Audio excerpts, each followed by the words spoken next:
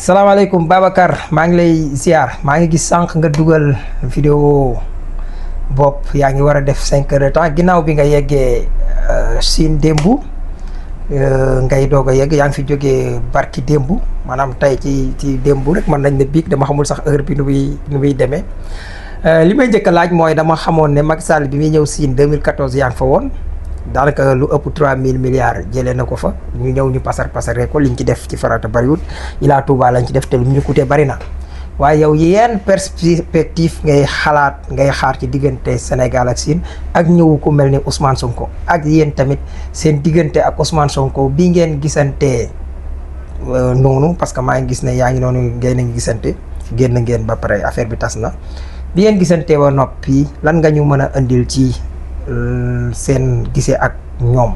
ak Ousmane Sonko parce que gis naa ne njëkk na leen a dalal laata sax muy dem di war a waxtaan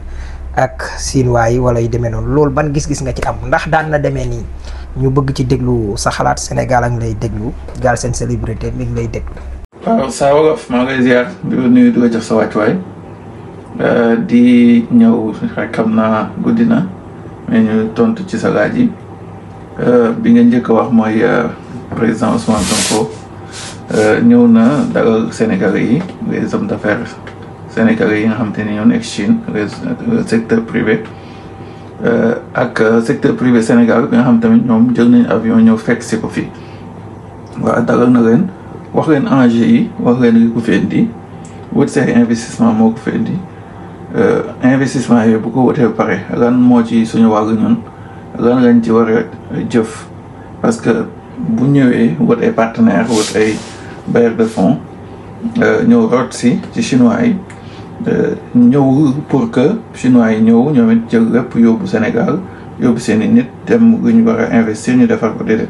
mais dafa ñëw pour que ñun ñu gis ci suñu bopp ñun secteur privé bi nekk Chine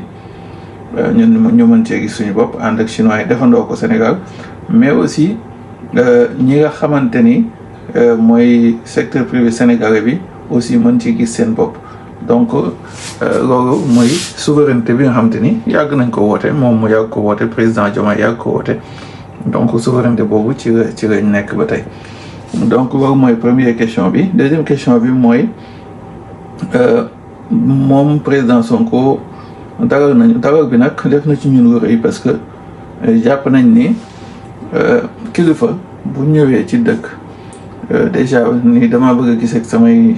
njaboot loolu rek dafa am solo waaye nag li ci gën a neex mooy ñu boole ñu ci mbir mi bu njëkk spectateur yi ñu daan def dañu daan woo ñu ñëw toog ci saal yi après tàccu njibi mais président Sonko daf ñoo woo pour que ñun ku nekk wax sa domaine bi nga nekk lan ngay def yan projet nga am pour Sénégal et cetera nit ñi ku ci nekk wax nañ ñi jot a am kàddu mën a wax nañ seeni projet présenté wu nañ expliqué nañ li ci des sax suba ci forum bi lañ koy gën a yaatal bi ñu waxee ba noppi mu xool domaine d'activité yi nga xam nekk nañ ci mu wax domaine d'activité yi nga xam ñoo gën a nekk priorité Sénégal muy ay énergie mu wax tamit nit ki ku nekk créneau bi nga xamante ni war nga ci mën a spécialisé wu xool secteur boo xamante ni mën nga spécialisé wu pour gën a mën a booster développement bi def na aussi distinguo entre politique temps du politique ak temps du travail nee na moom kenn dàq ko politique bu toogee ci politique dina politique mais bu toogee ci liggéey dina liggéey te bu toogee ci liggéey ñi mu war a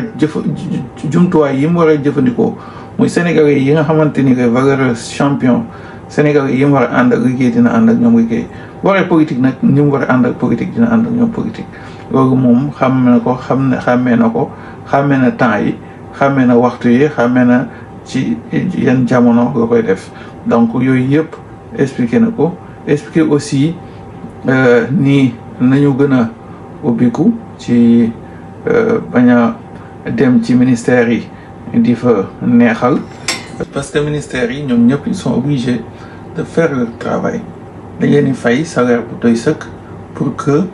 ñoom ñu def seen liggéey donc bu kenn dem ñu ngay dugal ci corruption bu kenn dem ñu ngay jéem a impliqué ci yenn détails yoo xamante ni après mun na laay lor wala mun naa yeexal liggéey bi parce que boo corrompre nit suba keneen dina ñëw indi projet bu ëpp solo ay yow bi nga doon bëgg a indi te bu kooku nangu corruption bi loolu mën naa yeexal loolu donc moo tax bu ngeen dugg ci ay corruption bu ngeen dugg ci ay neexal ay directeur bu ngeen dugg ci neexal ay ministre pour que ñu def seen i jàppale leen seen i projet parce que loolu moo tax ñu toog fa seen droit la réclamer leen ko ni ngeen ko réclamer loolu nag daf ñu gën a may fit daf ñu gën a may courage pour que ñu gën a am yéene gën a mën a dem jàppale Sénégal investir foofu liggéey foofu donc distinguo boobu muy def entre politique ak leneen distinguo boobu muy def ci wane ni ministres yi suñuy serviteurs lañ loolu dafa am solo loo xam te ni Sénégal yi war nañ ko def di gën a soññaat diaspora bi rek di leen wax ni allez à l'information dem leen ngeen xool décortiquer le plan 2050 xool leen lan ngeen mën a jàppale Sénégal parce que Sénégal ñun ñoo ko defar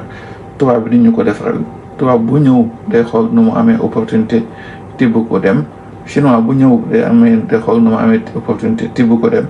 donc ñun ñoo war a ñëw même bu dee dañuy ànd ak ñoom ñëw ñu fexe Sénégal njëriñ li ci ëpp des Sénégal jërë ngeen jëf